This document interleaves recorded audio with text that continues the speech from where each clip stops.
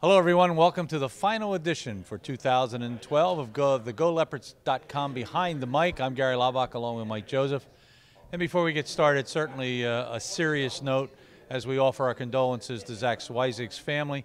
Zach's father passed away this past weekend, and certainly all of Lafayette and the Lafayette family feeling a heavy heart for Zach Zweizig.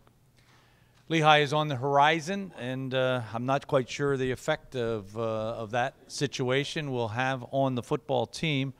But, Mike, let's talk about, first of all, the football team and their approach to playing Lehigh. It's a season where they can get a winning record if they beat them. That certainly has to be in the back of their mind, but even if they were 0-10, it wouldn't matter. It never does matter in this game, but being 5-5, they've shown spurts of playing and being an excellent football team, and then they've shown situations where they just don't play well in any facet of the game. So it's an opportunity, and I think the kids have to look at it as that. They've had a good season. They have very few seniors on this team, but they have a few seniors to play for, and especially guys like Rick Lister and Darius Safford, they want to go out on a good note.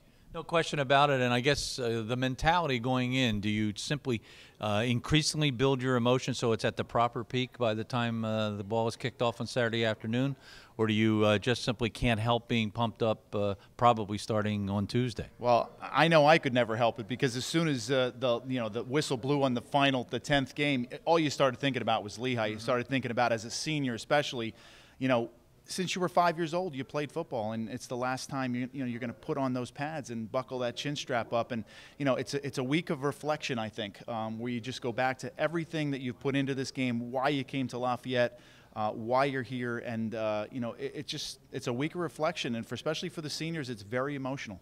Well, that's a look at the way the players might see it. How about the coaching staff? They've got every Lehigh game now that they can look at. I don't think either one of these two teams can fool the other with anything they haven't seen, but I'm sure there's a lot of hours and sleepless nights this week for the coaching staff. Yeah, this is a week where you really, you come home very late, and then you even try to go back sometimes to look again. And you take all 11 games. You look at them all, especially as a special teams coach. You look at basically every kickoff, every punt return, everything that possibly could give you an edge in this game. And Lafayette, I think, matches up well on the special teams because they've played good special teams the entire year.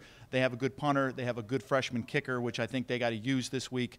So all of those things play into it, and the coaches are going to put in extra time, and they want this as bad as the players do. My perspective, too, Mike, is they're a team that leads the nation in interceptions with 20 of them. Mike Colvin has thrown 14 interceptions this season. My feeling is we're going to have to get at least 2 of those in order to win this football game. Yeah, I think at least 2 of those, and you're going to have to put a lot of pressure on them and sack them. I think John Luce is going to come up with some great blitz things that he can take advantage of, along with Coach Doherty, looking what protections they can take advantage of. I think that's very important. Lafayette's got to turn the ball over. Not that they need a turnover to win the football game, but that's the way they've been playing, and I think it's very important that they turn the ball over and do it early in the game like they did 2 years ago on this field.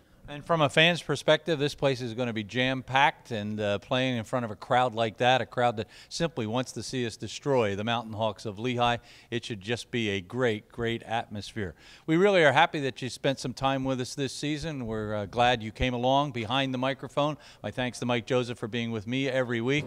I'm Gary Laubach. We'll see you Saturday at 1 o'clock.